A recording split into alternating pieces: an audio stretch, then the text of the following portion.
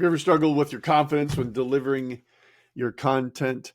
Would you be opposed to one simple hack to unlocking your charisma whenever you're delivering your content? Would it be completely out of the realm of possibility to come up with an endless supply of ideas for your content without using AI?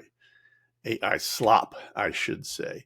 Well, then this video is for you. I'm going to give you 9 breakthrough behind the scenes strategies for creating your content that will give you unlimited creativity, boundless confidence, and magnetism and charisma beyond your wildest imagination. But before I do that, I'm going to give you 3 observations from Content and Cash Flow Live, hosted by Myron Golden, the Myron Golden.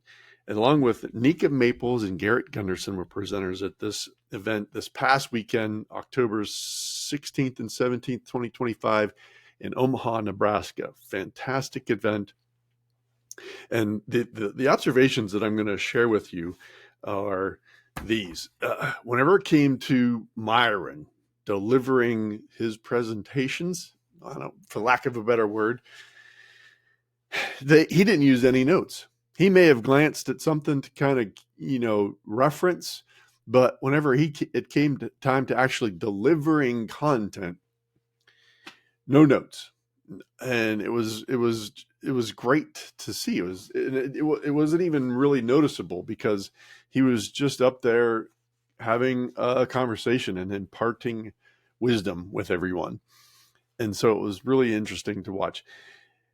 The other thing I want to let you in on is he really protects his environment. And what do I mean by that? I mean, physically, he's got a security guy. His name was Marcus, following him around and was on point.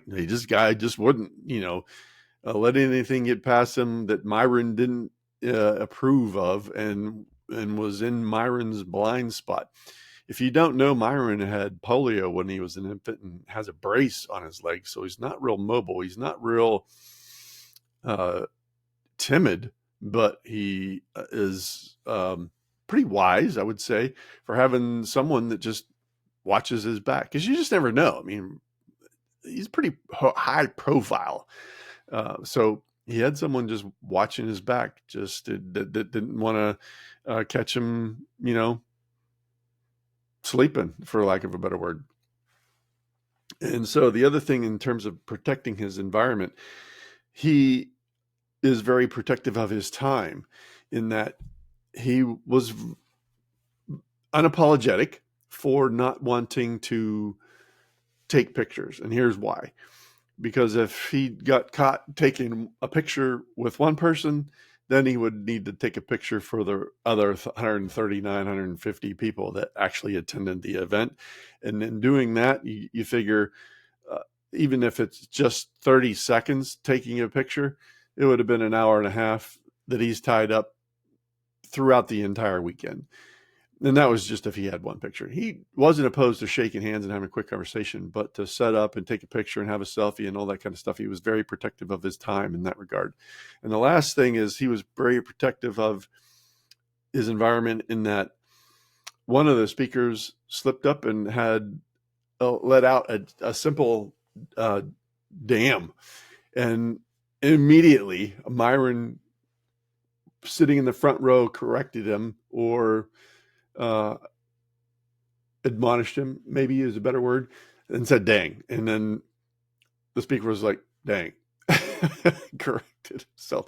And Myron is very upfront about that, and he doesn't permit cursing in his events, or to have any kind of cursing in his language. He says it's unproductive, and it de-emphasizes anything that he says. So I'm trying to be better at that in my normal day-to-day life, let alone content that I deliver. And then the last thing in terms of his environment, one of the other presenters, I forgot that I left out, is Omar El Acto. I'm going to butcher his name. I'll just put it in the description, but I just call him Omar. It was the MC for the event, and he was unapologetic about Jesus Christ being a big part of the event, and biblical principles governing everything that they do is that being based on the Bible and biblical principles. So that's what I meant by protecting his environment. And the last thing that I observed was he gets as much as he gives. He was in the front row, and the other people that presented, Omar, Garrett, and Nika, on more than one occasion, Myron almost fell out of his chair, especially with Nika. He was just had his jaw on his knees because of the things that Nika was saying and delivering. And it was just fun to watch him be in as much awe of other speakers and presenters as other presenters and speakers and attendees can be in of him, because of just his knowledge and wisdom. So those are the things that I'm going to say in terms of my observations. Now, if you stay till the end, I'm going to give you the two biggest action steps you can use without getting on a plane. That's what I wanted to say. That's what it was in my notes. Without getting on a plane and spending 2 days. I'm going to give you the two biggest action steps if you stick to the end. But here is, all right, so here is the first thing is you must be comfortable with yourself in delivering your content. Otherwise, it's going to fall flat. And so what do I mean by being comfortable with yourself? A lot of our trials and mistakes and errors and bad events will keep us timid and locked in lies of our identity. And then until we address those and embrace them and are comfortable with ourselves and then things that make us different, we're going to be timid and uncomfortable delivering the content that God was put us here to make. One of the phrases was, what you resist persists. And until you embrace who you are and what you've gone through, it's going to push down your ability to impact people. And that leads me to my second point. Your past is your path to your purpose. How did you overcome the obstacles in your life and your failures? What methods, mindsets, mistakes did you encounter that you've learned lessons from that you can then deliver to other people in your messages that will impact them? See, the thing is that your past in your trials, and I'm looking at my notes here, they will be the very things that attract your audience, and then will be the very things that will empower you to profit from these things.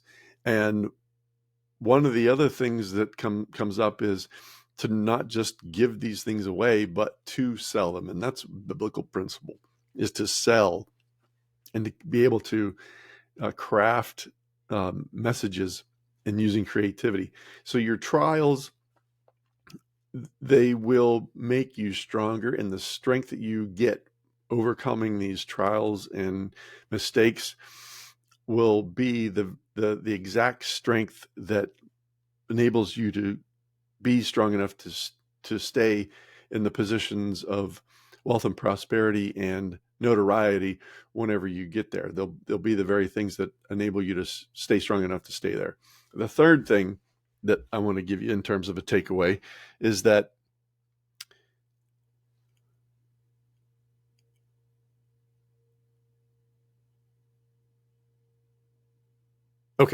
the third thing is that money is not the primary purpose of work. What do I mean by that? There's a lot better reasons, especially whenever you get to the point where Myron is. He doesn't need to work. He doesn't need the money. He needs to work. He needs to be able to create. He needs to be able to network. He needs to be around people. He needs to grow. These are the things that make work more valuable than just the money that you receive by delivering the effort. You create the content because of who you become in the process. Jim Rohn always said, to be better, you must become more. And it's to become. Jim Rohn used to quote Mr. Schoaf, and he said you should become a millionaire, not for the money, but because of the person that you become. And that's exactly what he means whenever he says money is not the primary purpose of work. So that's the third thing. Here's the fourth thing. Our quantity and quality of our content determines our lifestyle. And if you think about it, our content, our communications determines who we associate with, where we reside, what we do, when we do it. And communications can be vertical and horizontal. What do I mean by vertical? I mean between us and God, between God and us, and vertical in terms of within our own mind and with other people. So it's external and internal in terms of the vertical communications. And so what else do I mean by that? I'm going to scroll through here just real quick. In that, I may get to it, I may not, but if I get to it again, I'm just going to repeat it. But God created the heavens and the earth with just words, with just vibrations. Fascinating, right? In that he spoke existence into existence. He spoke it into existence. And so we are meant to create. We are created in his image. And the first thing that he did was create. And so our job then is to create, multiply, and be fruitful in terms of our lineage, and also to build things, to make things, to create content.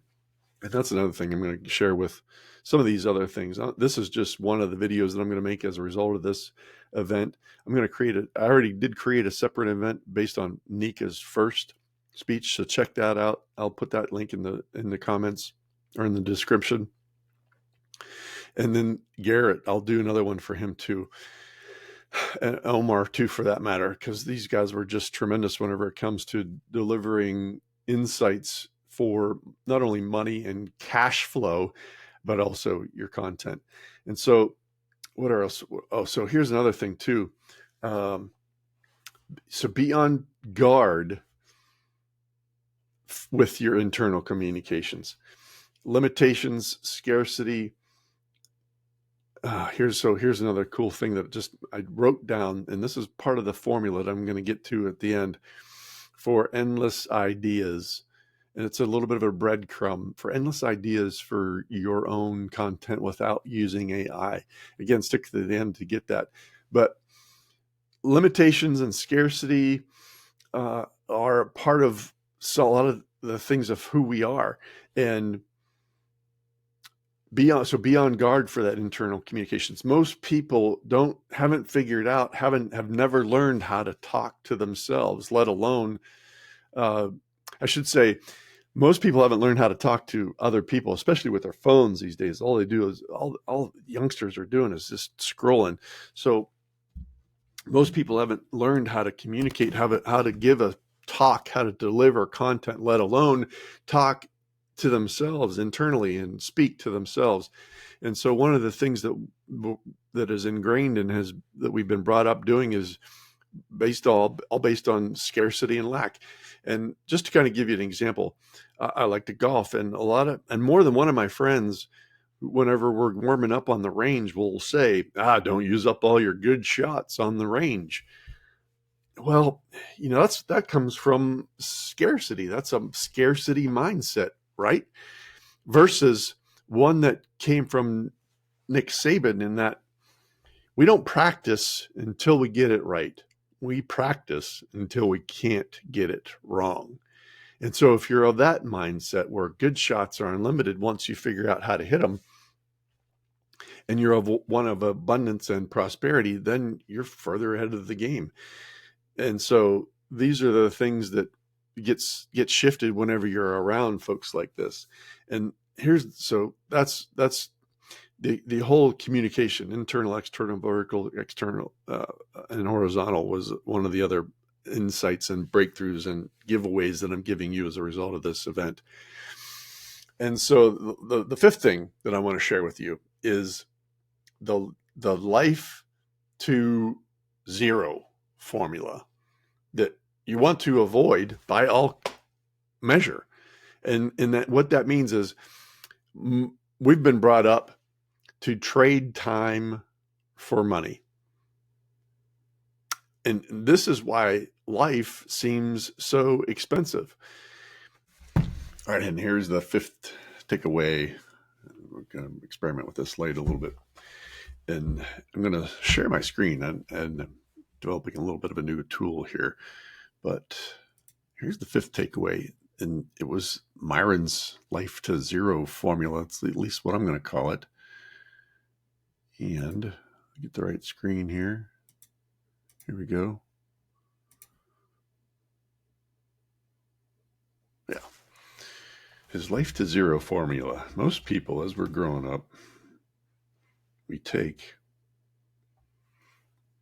and I mean, it's just one of those things where we take and we're taught to get a job, right?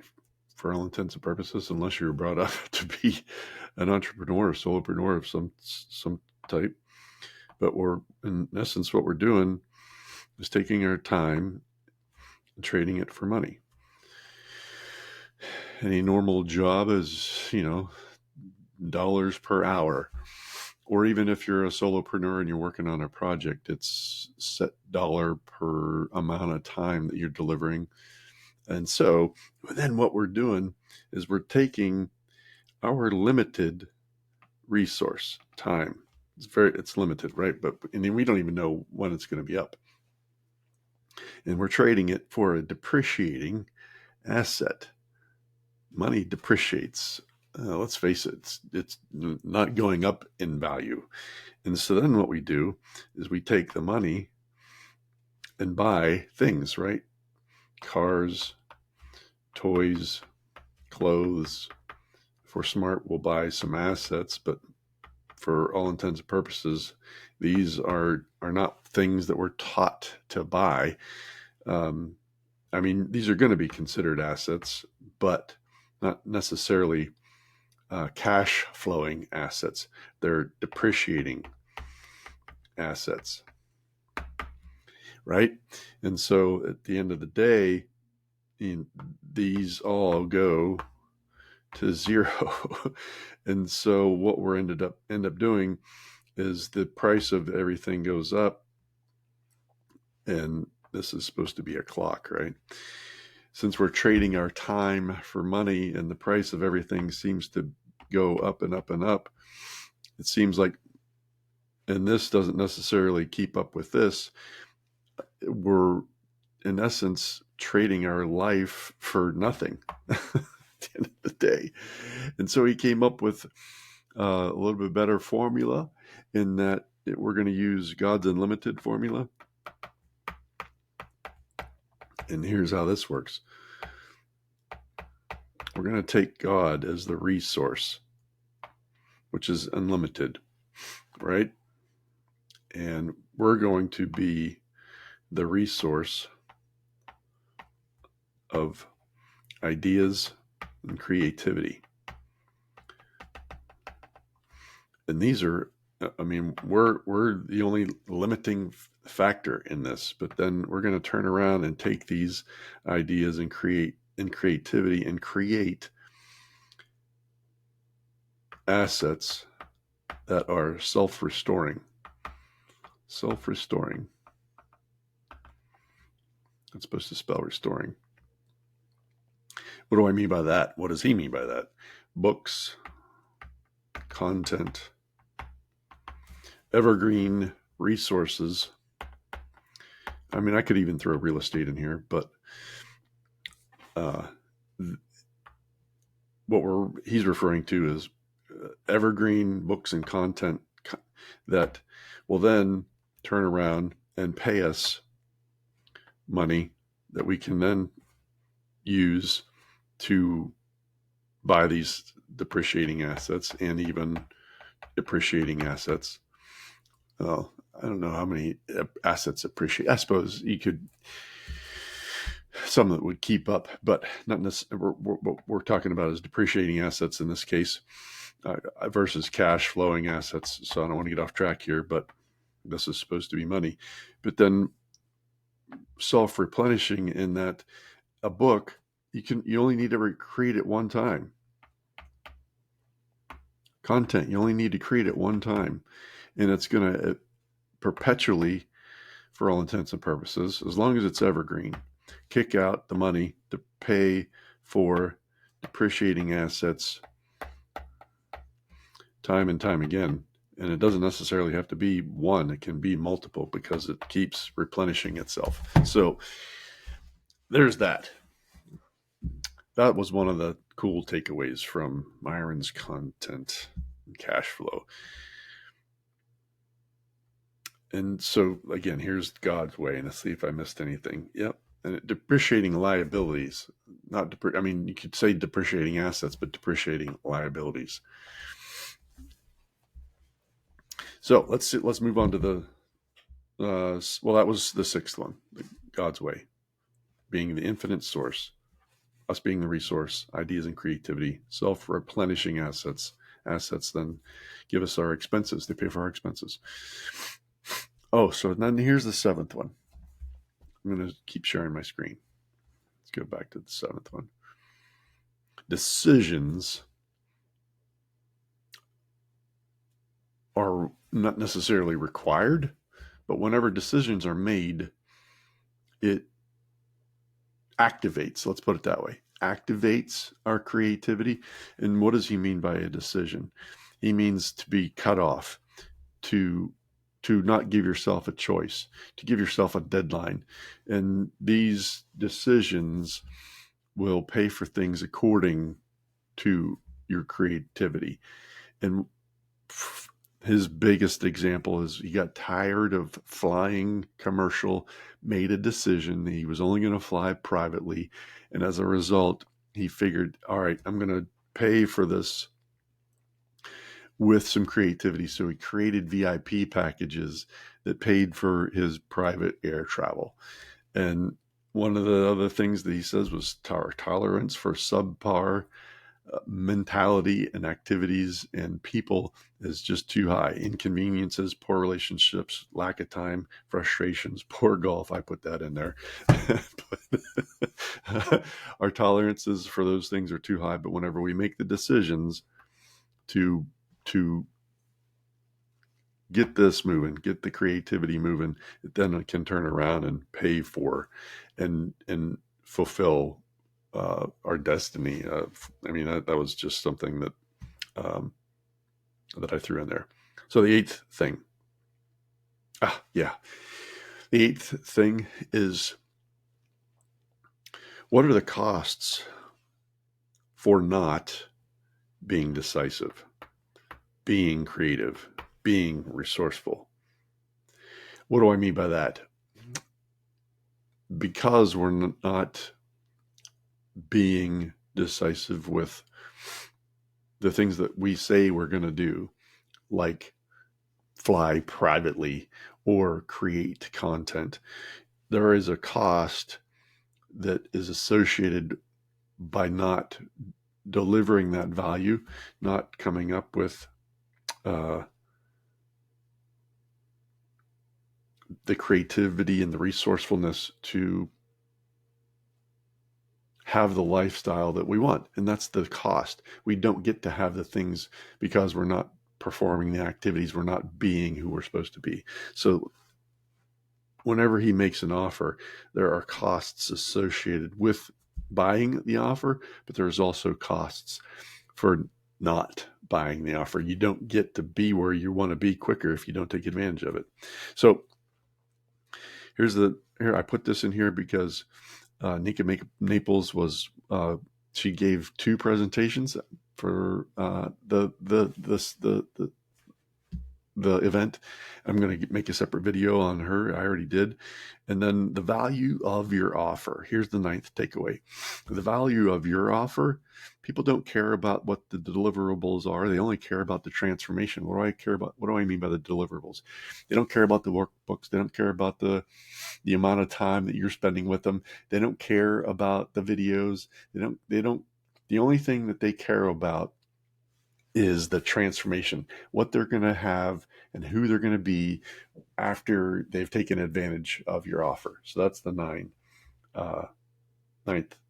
takeaway. And the 6 steps of transformation are: the awareness is the first step, intention is the second, decision is the third, discipline is the fourth, recognition and celebration. That's 5, and then 6. Those are the 6 steps of the transformation.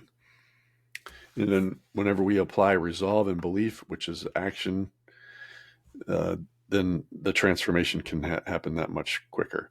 Omar, I'm going to make another video about Omar and some of the stuff that he came up with. He has his company, I think he calls it the video department. Anyway, cool dude. I'll put his description, his name and channel in the description. And then I'm going to cover day 2 in another video, or I might splice it in here. I'm not sure exactly what I'm going to do just yet.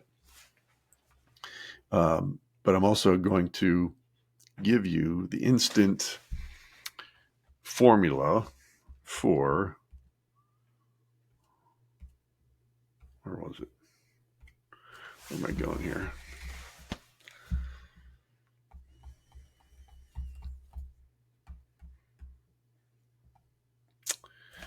Shoot.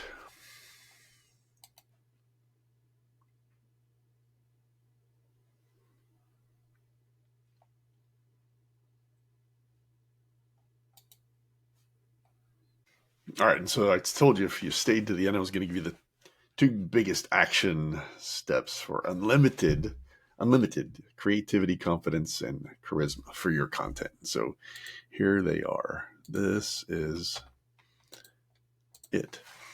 One is the Zig Ziglar formula. If you know who Zig Ziglar is, if you know, you know. If you don't, look him up. But he said, whenever you're listening to a speaker or a learning material, I'll say, not only write down what you heard, but what you thought about whenever you heard what you heard. So write down your thoughts on the matter, beliefs, action steps that you're going to take, reasons why you're going to take advantage of some of this stuff that you heard, feelings. And what that ends up doing is these are unlimited. There's no end to this. And on day 2, Myron talked about all content is undeveloped. But whenever you figure this out, this, at the end of the day, with it being, there's no one else that are going to have these thoughts, beliefs, actions, and feelings, reasons, and perspectives on whatever it is you're learning.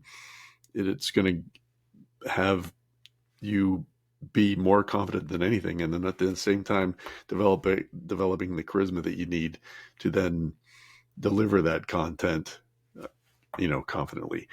So take that and use it. And then the other one is, whenever you set the intention to do whatever it is you're going to do, especially in terms of content, just know that disruption will follow. Just be prepared, because as I started this video, everything was going smooth, and then I don't know how I did it, but I unplugged the Ethernet cord and it just stopped. So here I am on now, continuing on. And although the screen share is kind of cool, I figured that out. But, and whenever a lot of times, whenever it's most folks I've if you're not unlike me, you find it a little easier to develop and record content in solitude. That's why you see a lot of people doing videos in their cars and that kind of thing, because they can collect their thoughts. But now today, I don't have that. But at the same time, it lets you know and lets you fight through the disruption so that you can deal with it one way or another. But those are the two biggest actions, steps and tips that I'm going to give you. Use the Zig Ziglar formula and just know disruption is going to follow every time you're going to try and do something. And so with that, I'm going to leave some more for this second recording on day 2 from what I took away, and hope to see you in that video.